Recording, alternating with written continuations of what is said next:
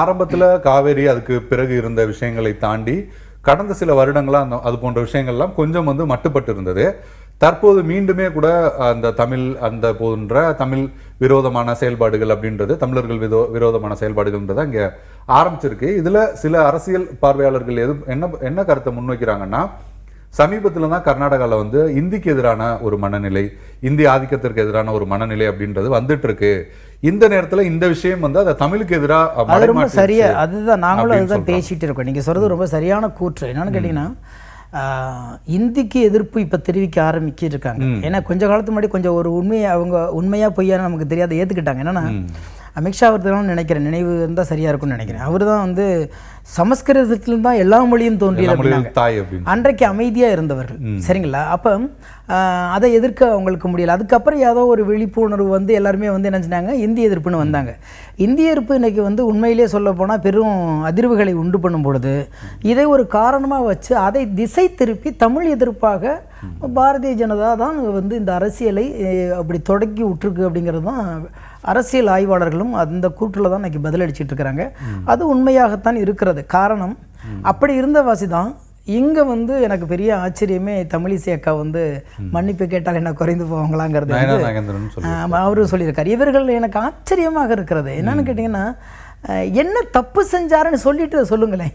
பிரிவினைவாதம் அப்படின்னு சொல்றாங்க. இல்லை, அவங்க தான் பிரிவினைவாதம் பண்றாங்க. அவங்க நாங்க சொல்றது அது மொழியின் பெயரால் ஒரு அரசியலை உள்ள கொண்டு நீங்க பிரிவினைவாதத்தை பண்றீங்க. அப்படி இல்லைன்னா ஒருவேளை இங்க உள்ள உணர்ந்தவர்கள் அண்ணன் நயனா நாகேந்திரன் அவர்களோ அல்லது அக்கா தமிழிசை அவர்களோ தமிழ்லேருந்து வரலைங்கிறதுக்கான ஆதாரத்தை இவர்களாவது கொடுக்கலாம்ல.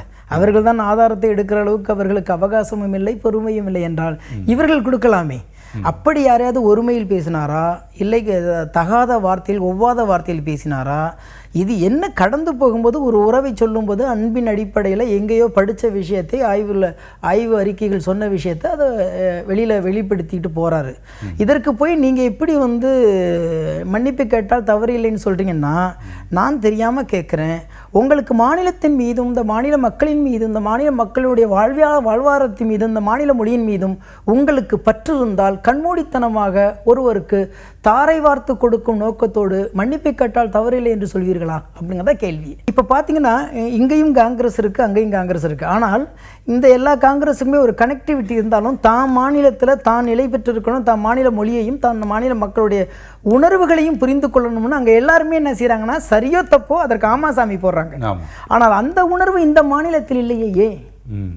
நான் என்ன சொன்ன, கச்சை விடுங்க, எல்லாத்தையும் விடுங்க. மனிதாபிமானமாக நீங்கள் அம்மா என்று பேசி இன்றைக்கு தாய்மொழியாக ஏற்றுக்கொள்கிற ஒரு தமிழை நியாயம் இருக்கும் பொழுதும் அதில் உள்ள விஷயங்களை ஒருத்தர் தவறாக சொல்லிவிட்டார் என்று சும்மா விவாதங்களை தொடங்கி இன்னைக்கு திசை திருப்பிட்டு இருந்த பிரச்சனைக்கு நீங்கள் ஒத்து போகிறது இந்த மாநிலத்தின் விரோதிகளாக உங்களை பார்க்க வேண்டிய சூழலுக்கு இருக்குது. அப்போ இந்த மொழி உங்களுக்கு வேண்டாமா? இந்த மொழியில் தானே நீங்கள் எல்லாத்தையும் இந்த வாழ்வாதாரத்தை நடத்திக்கிட்டு இருக்கீங்க. இந்த மக்களோட உணர்வுகள் உங்களுக்கும் தெரியலையா? இங்கே தானே நம்ம தண்ணி குடிக்கிறோம், இங்கே தானே காற்று சுவாசிக்கிறோம், இங்கே தானே உணவு சாப்பிட்றோம்.